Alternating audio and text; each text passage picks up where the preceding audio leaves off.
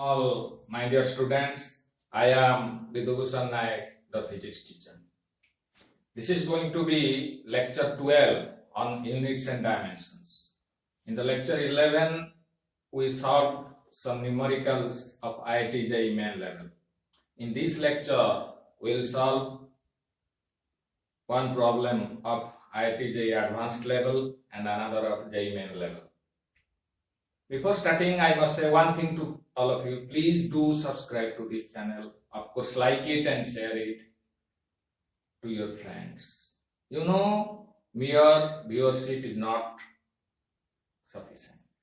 There is a huge difference between viewership and subscribership.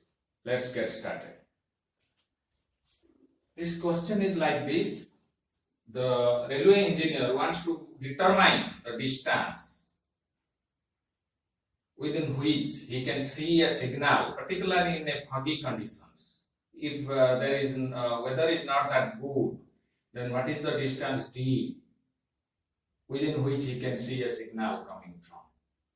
And he uses the dimensional analysis for that. And he assumes that d depends upon three things. तीनों चीजें पर depend करता है distance.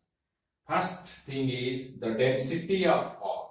Second thing is intensity, which is symbol is S.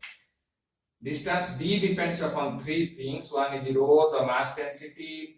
Second one is S, that is power upon area of light, intensity of light.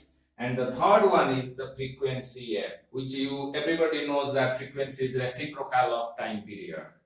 So ये तीनों चीजें पर depend कर रहा है. So and in the finally it is given that in the question d is proportional to s to the power 1 by.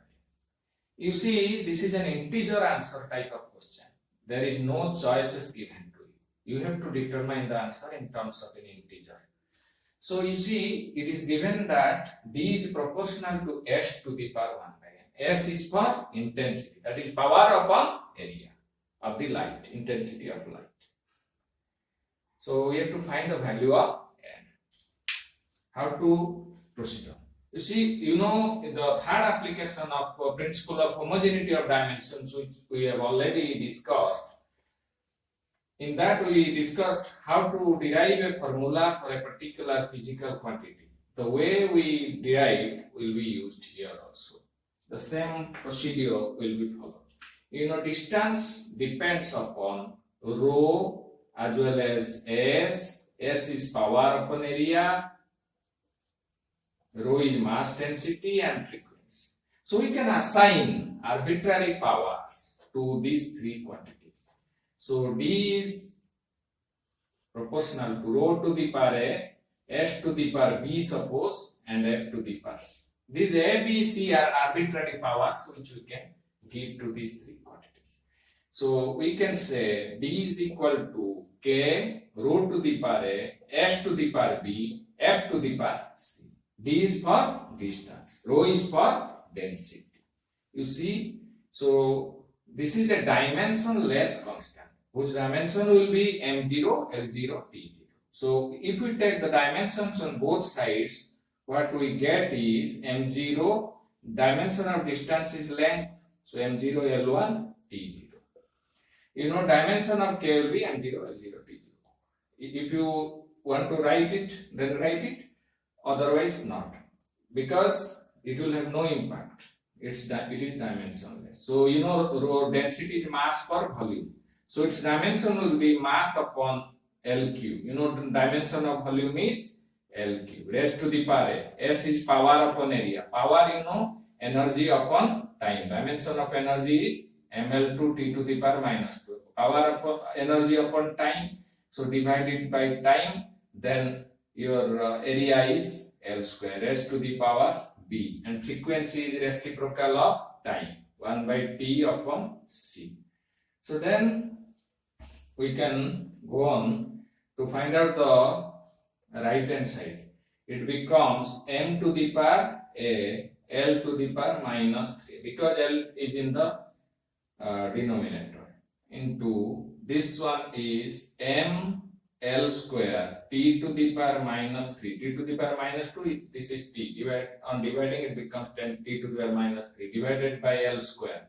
So it cancels out, then it's raised to the power b. So there is no term L square, it cancels out. So it becomes m t to the power minus 3, m t to the power minus 3 raised to the power b. That means it becomes m to the power a L to the power minus 3a into m to the power b t to the power minus 3b into t to the power minus c, because 1 by t is t to the power minus 1. So it becomes, the right hand side now becomes m to the power a plus b L to the power minus 3a into t to the power minus 3b minus c. You see, comparing the powers of MLT on both sides, comparing the powers of MLT on both sides, a plus b equal to 0, minus 3a equal to 1, minus 3a is equal to 1, and minus 3b minus c equal to 0. You know, three equations, three unknowns, so we can find out the values. But we are interested with the value of b only, because d is proportional to s to the power 1. We want to find out the power of s. So from the second equation, a equal to minus 1 by 3. Putting the value of a in the first equation, we get minus 1 by 3 plus b equal to 0 implies b equal to 1 by 3.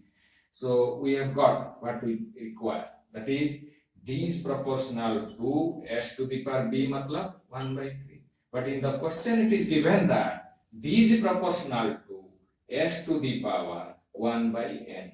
So s to the power 1 by n. So 1 by n equal to 1 by 3. N equal to 3. So the answer comes out as n is equal to 3. Or the value of n is 3. तो बहुत ही आसान सवाल है. If you consider the level of the exam, that is advanced level of the exam. So that's why the beauty of this chapter, units and dimensions, is that with putting in less efforts, you will be able to achieve marks. So another question that was asked in 2013 JEE Main, that is question 2013 Main.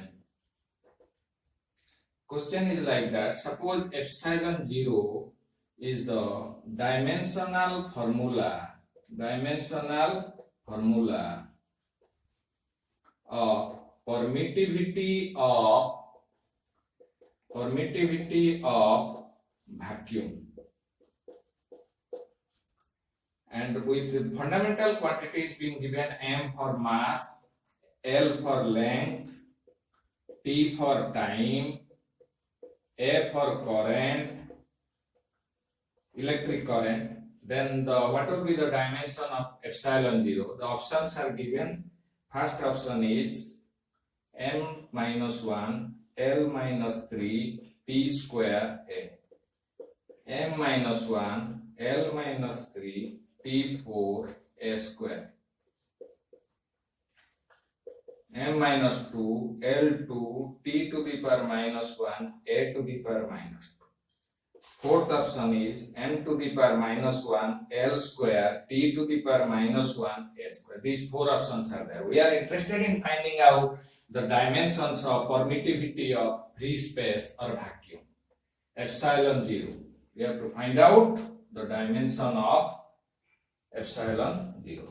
You know, according to Coulomb's law, if there are two charges, suppose two charges are there, Q1 and Q2, and the distance between them is, suppose, R, and the permittivity of free space or vacuum between them, suppose, is epsilon 0, then the force of attraction or repulsion between them can be determined using Coulomb's law. You know, when there are two similar kind of charges, that means positive and positive, then there will be repulsion. Or negative and negative, there will be forces of repulsion. When there are two dissimilar charges, then the force of attraction will be there. But the magnitude is determined by using the Coulomb's law, which says that F is equal to 1 by 4 pi epsilon 0 Q1 Q2 divided by R square, where R is the distance between the two charges. Epsilon 0 is equal to the permittivity of vacuum or free space. From this equation, what we can find out is that Q1 Q2 is equal to F into 4 pi epsilon 0 R square. So we are interested in finding out the dimension of epsilon 0. So epsilon 0, taking epsilon 0 into one side, we will get Q1 Q2 divided by 4 pi F R square. So if you want to take the dimensions, it will become dimension of Q1, dimension of Q2, 4 pi is dimensionless. So dimension of F, dimension of R square. So charge is equal to current into time. Charge equal to current into time. Current into time. Current is having the SI unit is ampere and its dimensional symbol is capital A. So the dimension of charge becomes AT, ampere for current, T for time, and second one for second also, it becomes AT. Divided by F, dimension of F is mLT minus 2. And R is distance, so distance dimension is L, since it is R square, so dimension has to be L square. Then it becomes A square T square divided by mLQ T to the power minus 2. So it becomes, m is in the denominator, so power has to be minus 1. L cube is also in the denominator, L to the power minus 3. So this one is T square, this is T to the power minus 2. This becomes 2 minus minus 2. 2 minus minus 2, that is 4. T to the power 4. And A square is there. So the formula, dimensional formula of epsilon 0 will be m to the power minus 1, L to the power minus 3, T to the power 4, A square, which is option B.